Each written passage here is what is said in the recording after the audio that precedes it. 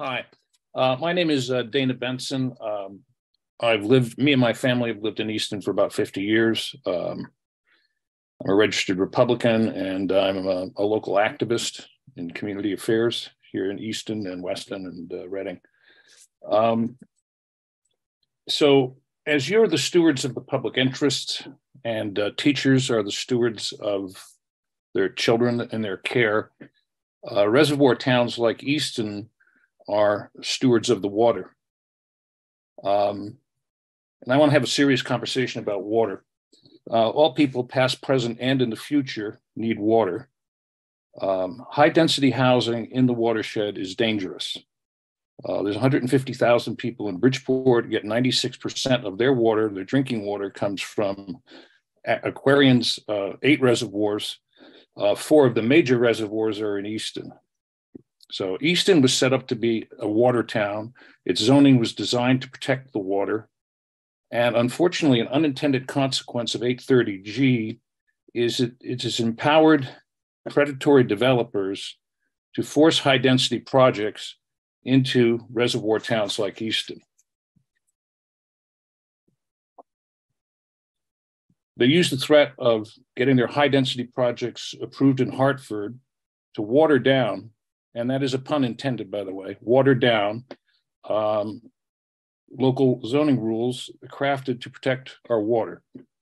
For example, if we look at Ledyard, Connecticut right now, a developer is using 830G to propose 26 units with 26 separate septic systems, 26 wells, because there's no city water there, there's no sewers, on a 9.5 acre parcel. Not in the watershed.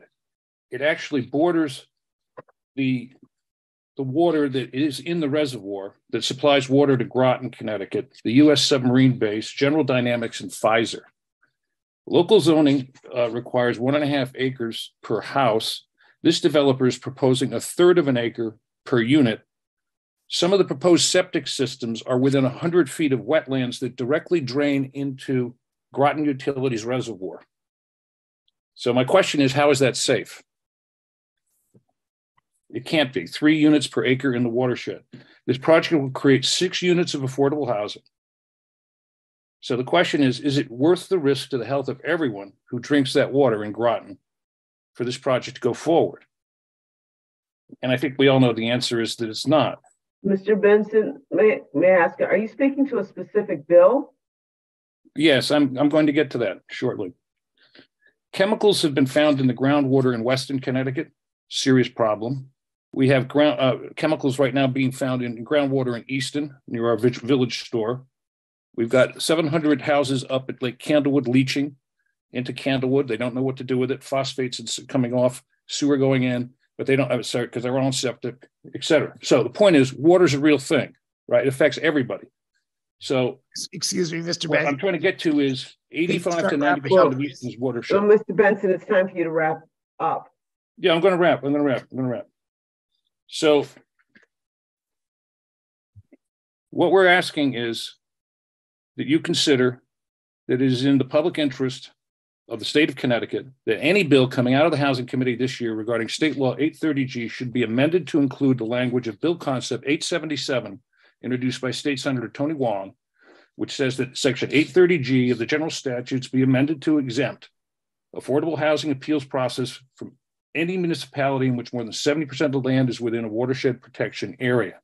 There are 14 reservoir towns in Connecticut that qualify. They are the densest watersheds in Connecticut. And this is the important point. Exempting these 14 towns from 830G's appeals process would not exempt them from their obligation to achieve their 10% affordable housing quota. I'm going to say that again. I'm going to have you wrap up. Would not. I got one more sentence. Can I have one more sentence? Is that cool? One more? Just one more? Okay. What it would do is take the option of risky, high-density projects like the one in Ledyard off the table for developers, and it would make it harder for them to erode local zoning designed to protect the water. They would meet their affordable housing requirement with low density solutions. Thank you. Representative Luxembourg. Yeah, I just my reading of 830G is that any significant threat like that you described, the municipality would win any 830G appeal. It was earlier testified. Can I answer that? And any project like that would also have to get through the local Inland and Wetlands Commission. Am I right? Yes. So I find it a curious argument. On the one hand, you don't want the state of Connecticut driving the train because you want local control on these decisions. But then when it comes to protecting the municipality, the local controls that are in place, like the local Inland and Wetland Commission, aren't sufficient to protect you from this danger. I don't get it. Well, we've done a good job for over 70 years. We're on the ground. We know what's going on. Number one. Number two, the gentleman testified earlier. 3 out of 4 cases that go to the court, and the developers win, right? And the point is, what they're doing is they're using the threat, okay, of going to Hartford. What the guy talked about earlier, with the predatory, right? Predatory developers are using the threat to get these towns to water down their local zoning and take a less onerous project. And in the end, we're playing with fire. Okay, we're talking about 14 towns across the state. There are 85. High density housing is not suitable here. So I'm not sure if I quite answer your question. Maybe you could rephrase it. What is your argument? He doesn't have an argument. What he's saying. Well, he found something curious. What was your curious? I guess there are times when you don't want the government, and then there's times when you do want the government. Let's be consistent. Is that not your argument, Representative Luxenberg? I think that is for sure part of my argument, but also that under you're looking for protection from a current legal scheme. So I have a 2-pronged argument. One is the protection you're looking for already exists. You'll win any appeal under current law if there's serious environmental or water safety. Public safety is one of the stated reasons why you could successfully block. I'm sorry, I'm not asking development already. So I'm sorry. Go ahead. And you have the additional layer of protection locally of an Inland and Wetland Commission that any project has to get through. So what I don't understand is, why don't you just, these predatory developers, as you describe them, why don't you just accept in a development proposal that is real affordable housing? I don't get why. Well, let me speak to that. Can I speak to that? Do you mind? Okay. In Easton, right? Judge Berger ruled in the Saddle Ridge case. Is an interesting case. We literally, it creates an unfair burden on us. The volume of inappropriate projects that are coming in to the town, right? Because of the law, the state law, right? That the citizens had to spend literally decades of their own money fighting it, until finally Judge Berger ruled that what the guy wanted to do, subdividing on the watershed, was dangerous to the water supply. So that's one problem with it, right? Yes, we have our local, we carry the burden as a small town of 7,000 people of defending inappropriate, because we're a target, because we have what they want, right? We have the land, as Fairfield fills up, they look at Easton. And what I'm trying to say is they're looking at these other 14 towns too. It's not just us. And you're smiling at me as if you've heard this a million times before. So why don't you explain it to me?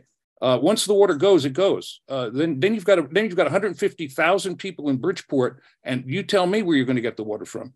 And we're shipping 15 million gallons a day down to Greenwich. If that water goes, then what happens? Just because it hasn't broken yet doesn't mean it can't get broken. You've got groundwater contamination right outside the schools in Weston right now. That's brand new.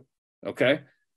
This is serious business. I'm not saying we don't want to do affordable housing. What we're saying is we want to do it our way, which is accessory units, lightly dense, but we can't have these high density things because it takes up, number one, it's dangerous. Okay, it's dangerous. I mean, think about it. 96% of Bridgeport's water is coming from our reservoirs. We have to be very careful what we do up here. And this is placing an unfair burden on us because we're the target. We have the land.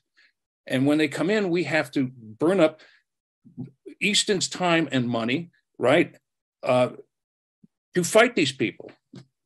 And like I said before, 3 out of 4 get lost in Hartford. So, you know, I mean, do you hear what I'm saying? Benson. Thank you, Mr. Benson. And I believe that there were probably 200 or 300 people tonight asking for this. I know it's not, I mean, as an amendment to amend anything coming out this year to exempt 14 watershed towns. Thank you, Mr. 70%. Benson. Thank you. Thank you.